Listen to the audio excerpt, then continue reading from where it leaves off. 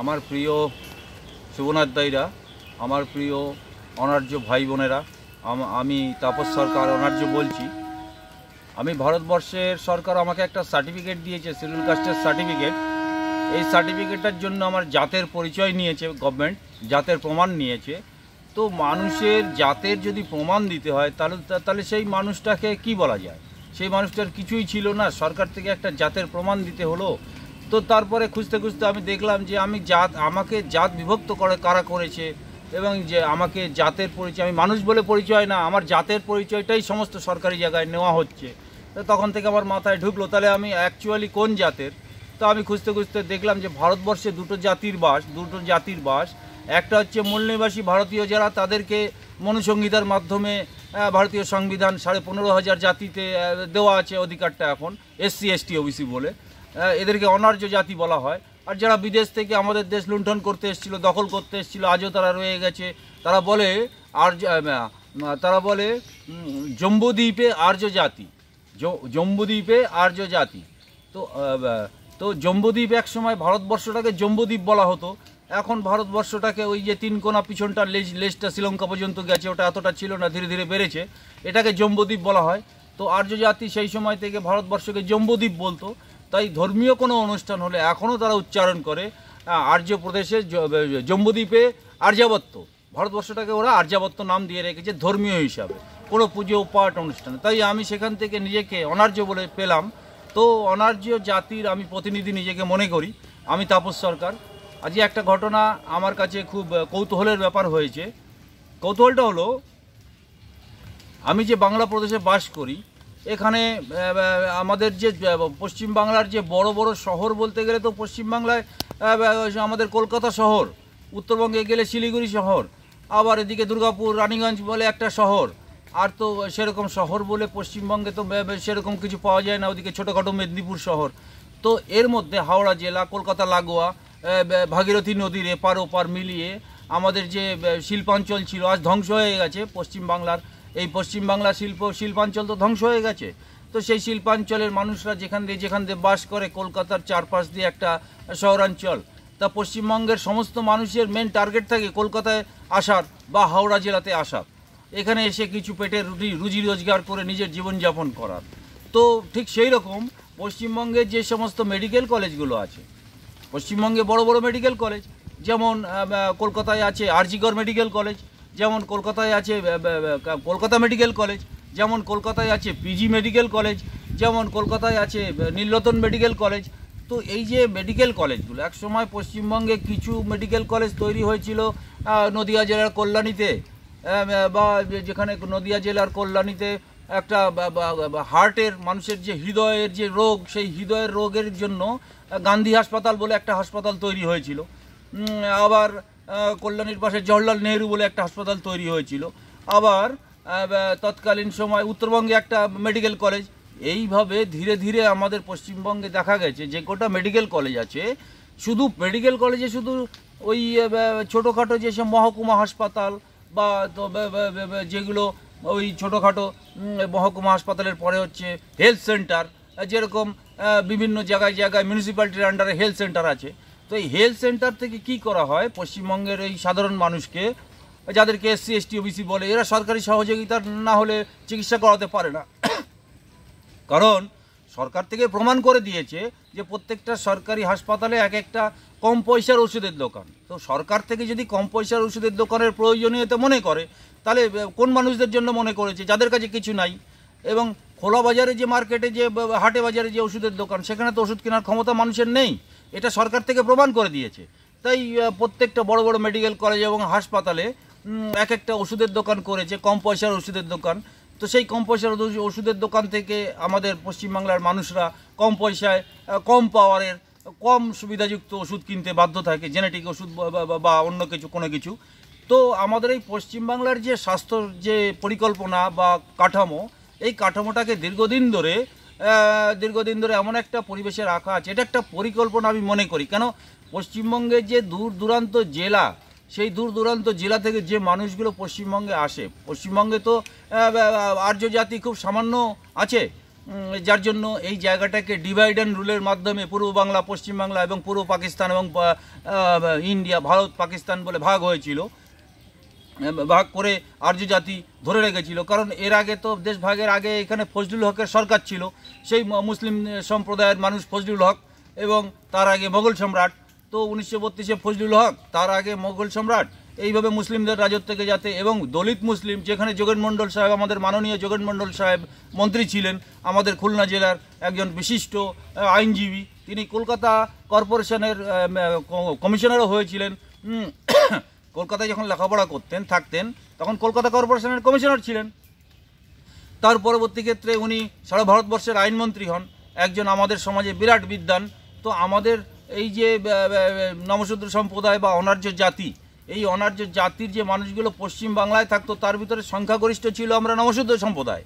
এবং এই নমশূদ্র সম্প্রদায়ের মধ্যে গুরুচাঁদ ঠাকুর বলে একজন ব্যক্তি বিশাল বুদ্ধিমান ছিলেন, যিনি নিজেকে লেখাপড়া করার জন্য কোনো ওই হিন্দু বা আর্যদের যে তখনকার দিনে বলা হতো টোলে, সেই বা সংস্কৃত কলেজ কলকাতায় আছে, যেখানে শুনেছি ঈশ্বরচন্দ্র বিদ্যাসাগর লিখেছিলেন যে আমার সংস্কৃত বিশ্ববিদ্যালয়ে দলিতদের লেখাপড়া করানো যাবে না। ঈশ্বরচন্দ্র বিদ্যাসাগর ব্রিটিশ গভর্নমেন্টের কাছে চিঠি পর্যন্ত লিখেছিলেন। তো সেই জন্য আমাদের যে টোলে যে আমাদের গুরুচাঁদ ঠাকুর পড়াশোনা করবেন, সেই টোলে কিন্তু আমাদের গুরুচাঁদ ঠাকুরকে লেখাপড়া করতে দেওয়া হয়নি।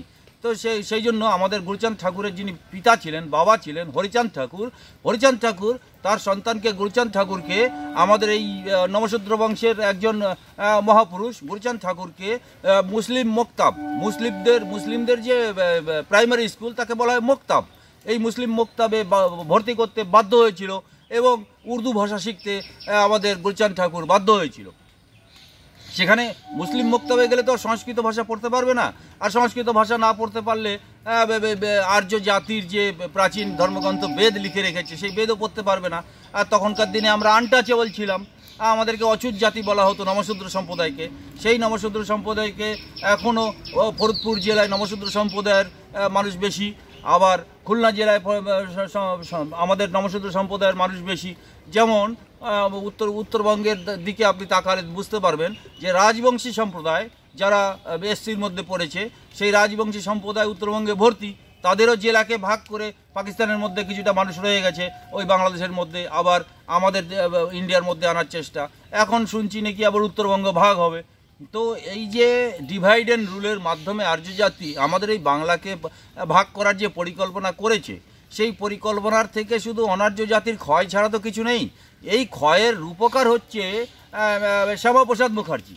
আমি শ্যামাপ্রসাদ মুখার্জির নামটা বলতে বাধ্য হচ্ছি, কারণ যোগেন মণ্ডল মহাশয় যখন পশ্চিমবাংলার এমএলএ ছিলেন, শ্যামাপ্রসাদ মুখার্জি সেই সরকারের এমএলএ ছিলেন, এবং শ্যামাপ্রসাদ মুখার্জি সেই সময় থেকে যোগেন মণ্ডল বাবুর বিরোধিতা করতে করতে যখন বর্তমানে আরএসএস অ্যান্ড কোম্পানি সারা ভারতবর্ষ চালাচ্ছে। আজকে যে বিজেপি পার্টিটা, এই পার্টিটার শুরু করেছিলেন জনসংঘ নাম দিয়ে, সেই জনসংঘ শুরু করেছিলেন শ্যামাপ্রসাদ মুখার্জি। তো শ্যামাপ্রসাদ মুখার্জি নাকি এই পশ্চিমবাংলার রূপকার, তাহলে তিনি এমন একটা আকার প্রকার রূপ দিয়েছেন যেখানে আমাদের মানুষ, না খাওয়া মানুষ, এই ভারতবর্ষের মূল নিবাসী মানুষগুলো, প্রথমে বাংলাদেশ ভাগ হলো, তারপরে এসে চলে আসলো আমাদের বর্তমানে শুনছি উত্তরবঙ্গ ভাগ হবে। এই নিয়ে বিজেপি পার্টি এবং যারা সরকারে রয়েছে আরএসএস অ্যান্ড কোম্পানি, তারা বিভিন্ন পরিকল্পনা করছে। এগুলো প্রিন্ট মিডিয়াতে বেরোচ্ছে, নেট মিডিয়াতে বেরোচ্ছে, টেলিভিশনে বেরোচ্ছে। বর্তমানে আজকে তো হলো গিয়ে 26 তারিখ, 26 তারিখ, আজকে তো 27 জুলাই, 27 জুলাই, আজকে 27 জুলাই 2024 সাল। কেন 2024 সালের যে নির্বাচন হয়েছে, এই নির্বাচনে জনসংঘ বা বিজেপি পার্টি আশা করেছিল যে পশ্চিমবঙ্গে যে শ্যামাপ্রসাদ মুখার্জির যে টিম, সেই শ্যামাপ্রসাদ মুখার্জির টিম পশ্চিমবঙ্গ দখল করতে পারেনি। তো সেই জন্য তারা এক একটা নিজের পরিকল্পনা, এবার শ্যামাপ্রসাদ মুখার্জির পরিকল্পনার রেজাল্ট আমরা পচা চাল খাচ্ছি। পশ্চিমবঙ্গে আমরা যারা মূল ভারতীয় মানুষ, আমরা একবার ছিন্নমূল হয়ে বাংলাদেশ থেকে এসেছি, আবার কিছু মানুষ ছিন্নমূল হবে, এই পরিকল্পনা চলছে। এটা শ্যামাপ্রসাদ মুখার্জির রূপকার। তো সেই দিন আমাদের দেখতে হচ্ছে শ্যামাপ্রসাদ মুখার্জির রূপকার বলে আরএসএস থেকে বিরাটভাবে প্রচার করা হয়, আজকে আমরা সেই দিন দেখতে বাধ্য হচ্ছি। তো এইটাই আর্য জাতির পরিকল্পনা, যে অনার্য জাতিকে ধীরে ধীরে ডিভাইড অ্যান্ড রুলের মাধ্যমে, সাম দাম দণ্ডভেদের মাধ্যমে এমন একটা জায়গায় নিয়ে যেতে হবে যেখানে আর্য জাতির সাথে তারা কোনোদিন সমকক্ষ হতে পারবে না, এবং বিভিন্ন ধর্মীয়ভাবে এদেরকে বিপুলভাবে আলাদা করে রাখতে হবে। তো সেই জন্য পশ্চিমবঙ্গের যে শিক্ষা ব্যবস্থা, এই শিক্ষা ব্যবস্থা তো লোপাটে চলে গেছে। এখন পাশ ফেল প্রথা উঠে গেছে, তো পাশ ফেল প্রথা উঠে গেছে, সে শিক্ষা নেই, চাকরি নেই। হ্যাঁ, তো পশ্চিমবঙ্গে যিনি মাননীয় মুখ্যমন্ত্রী আছেন, তিনি যে প্রশাসন চালাচ্ছেন, তো ভারতবর্ষে তো আরএসএস ছাড়া কোথাও প্রশাসন চলে না, তিনিও তার একটা অঙ্গ হিসাবে রয়ে গেছেন। তো মাননীয় মুখ্যমন্ত্রী একসময় দেখেছিলাম তিনি স্বাস্থ্যমন্ত্রী, তিনি নিজেই ছিলেন, এবং এখনও বোধহয় তিনি নিজেই আছেন স্বাস্থ্যমন্ত্রী। প্রতি মাসে 18 লক্ষ করে লোক এই মেডিকেল কলেজগুলোতে লাইন দিয়ে দাঁড়িয়ে চিকিৎসার জন্য হাহাকার করে। প্রত্যেক দিন কলকাতার যে বড় বড় মেডিকেল কলেজগুলো আছে, সেই মেডিকেল কলেজের দরজায় গিয়ে নিজের জীবন বাঁচানোর জন্য আমাদের এই অনার্য জাতির এসসি, এসটি, ওবিসি এবং ধর্মীয় সংখ্যালঘু যাদেরকে ওবিসি সার্টিফিকেট দেওয়া হয় ভারতবর্ষের সংবিধান অনুযায়ী, তারা প্রতিদিন নীলরতন সরকার হাসপাতাল, আরজি কর হাসপাতাল, মেডিকেল কলেজ, পিজি হাসপাতাল, চিত্তরঞ্জন ক্যান্সার হাসপাতাল, এবং এখানে আরেকটা দিকে একটা হয়েছে সাগর দত্ত হাসপাতাল, এইসব হাসপাতালগুলোতে চলে আসছে নিজের জীবন বাঁচানোর জন্য। এবং স্বাস্থ্যসাথী বলে যে সরকার থেকে একটা কার্ড করা হয়েছে, এই কার্ডে দেখা যাচ্ছে যে যদি কোনো মানুষের যদি পেসমেকার বসাতে হয়, হার্টের রোগ হয়, পেসমেকার বসাতে হয়, সেখানে তার 2-3 দিনের মধ্যে সেটা হঠাৎ করে ধরা পড়ে বা হঠাৎ করে বসাতে হয়, তো সেখানে 20 থেকে 22 দিন, 30 দিন, 25 দিন, 1 মাস পর্যন্ত সেই পেসমেকার বসানোর জন্য তাকে সেখানে ভর্তি হয়ে থাকতে হয়। সেই 25 দিনের মধ্যে সে মারাও যেতে পারে, বা সেই 25 দিনের মধ্যে তার অন্য কোনো বিপদও হতে পারে। হ্যাঁ, তো এইভাবে স্বাস্থ্য ব্যবস্থাকে একটা এমন জায়গায় নিয়ে যাওয়া হয়েছে। 18 লক্ষ লোক প্রতি মাসে এই 4-5টা বড় বড় হাসপাতালে এসে লাইন দিচ্ছে, প্রতিদিন লাইন দিচ্ছে, কিন্তু আমাদের স্বাস্থ্যের কোনো উন্নতি হচ্ছে না। আমরা পচা চালের পরিকল্পনায় পড়ে রয়েছি, পচা চাল খাচ্ছি। আজকে ভারতবর্ষে আমাদের পশ্চিমবাংলার স্বাস্থ্য ব্যবস্থা নিয়ে আমি একটু বললাম। আগে কি হতো, প্রায়ই দেখা যায় যে এখানকার মানুষরা ভেলোরে চলে যাচ্ছে, এখানকার মানুষরা দক্ষিণ ভারতে চলে যাচ্ছে। সেখানে দক্ষিণ ভারতে যে সমস্ত ডাক্তাররা রয়েছে সবই এসসি, এসটি, ওবিসি সমাজের মানুষ। তারা সেখানে গেলে যে চিকিৎসাটা দিচ্ছে ভেলোরে, সেই ভেলোরের চিকিৎসায় বহু মানুষ উপকৃত হয়েছে এবং সুস্থ হয়ে বাড়ি ফিরে এসছে। কিন্তু নিজের ঘরে যে স্বাস্থ্য ব্যবস্থা আমরা পাচ্ছি, আজকে এই স্বাস্থ্য ব্যবস্থা নিয়ে আমাদেরকে প্রতি মাসে 18 লক্ষ মানুষকে ওই মেডিকেল কলেজের দরজায় গিয়ে লাইন দিতে হয়। ওই মেডিকেল কলেজ থেকে কি আমাদের স্বাস্থ্য সম্বন্ধে কি পরিকল্পনা করে কি ওষুধ দেবে, সেটা আবার কম পয়সার ওষুধের দোকানে লাইন লাগিয়ে আমাকে নিতে হয়। তো এইভাবে আমাদের অনার্য জাতির আজকে এতদিন স্বাধীন হয়ে গেছে, 1946-এ স্বাধীন হয়েছে দেশ, তারপরে পরিকল্পনা করতে করতে আজকে মেডিকেল কলেজের দরজায় যদি 18 লক্ষ লোককে দাঁড়াতে হয়, তাহলে স্বাভাবিকভাবে বোঝা যাচ্ছে যে এই মানুষগুলো কত কষ্টের সঙ্গে দিন চালাচ্ছে। তাদের খাওয়ার পয়সা নেই, তাই তারা সরকারি জায়গায় আসছে নিজের চিকিৎসাটুকু করতে। হ্যাঁ, কীভাবে চিকিৎসা করব তার কোনো দিশা পায় না, তারপরে ওই কম পয়সার দোকানে গিয়ে একটু ওষুধ নিয়ে বাড়ি ফিরে যায়। তো এইভাবে আমাদের জীবনগুলো যাপন হচ্ছে। আজকে অনার্য জাতির কাছে এটাই আমার বলার কথা যে অনার্য জাতি যতদিন তার নেতৃত্বকে সঠিক জায়গায় সঠিকভাবে না নিয়ে আসতে পারবে, আমাদের স্বাস্থ্য থেকে, আমাদের শিক্ষা থেকে, আমাদের অধিকারগুলো দিন দিন আর্য জাতি কেড়েই নেবে। আর্য জাতি যে আরএসএস টিম ভারতবর্ষে রাজত্ব করছে, সেই আরএসএস টিমের যদি সৎ ভাবনা থাকতো, সেই আরএসএস টিম যদি চাইতো না অনার্য জাতিদের দেশে এসে আজকে আমরা রাজত্ব করছি, অনার্যরাও আমাদেরকে জায়গা দিয়েছে, অনার্যদের সমস্ত সম্পত্তি নিয়ে আমরা ভোগ করছি, অনার্যদের কিছু দেব, তাহলে ওরা দিতে পারতো, কিন্তু দিল না। উচ্ছিষ্টের মতো পচা চালের পরিকল্পনা করছে, উচ্ছিষ্টের মতো কিছু নুন দিচ্ছে, যেরকম স্কুল কলেজে একটা একটা করে সাইকেল দিয়ে দেওয়া হচ্ছে। তো এই সাইকেলগুলো কি হবে? যদি পেটে ভাত না থাকে স্কুলে যাবে কে? আজকে কলেজে ভর্তি হওয়ার জন্য ডিক্লেয়ার করতে হচ্ছে, মাইকে অ্যানাউন্স করতে হচ্ছে তোমরা কলেজে ভর্তি হও। তো সেই জন্য আমাদের অনার্য জাতির জীবন দুর্বিষহ হয়ে গেছে। নিজের নেতৃত্বকে সঠিক জায়গায় নিয়ে আসো, নিজের নেতৃত্ব তৈরি করো। অনার্য নেতৃত্ব যতক্ষণ সঠিকভাবে না আসবে, জগনমণ্ডল মহাশয়ের মতো যেন সঠিক নেতৃত্ব না আসবে। জগনমণ্ডল মহাশয় আমাদের লেখাপড়ার জন্য তৎকালীন সময় দুখানা হোস্টেল বানিয়েছিল, সেই রকম দৃঢ় নেতৃত্ব পশ্চিমবাংলাতেও প্রয়োজন, এবং সেই রকম মানুষ এখনও আছে, কিন্তু তারা কেন নিজেরা নিজেকে চুপ করে রেখেছে সেটা সময় বলবে।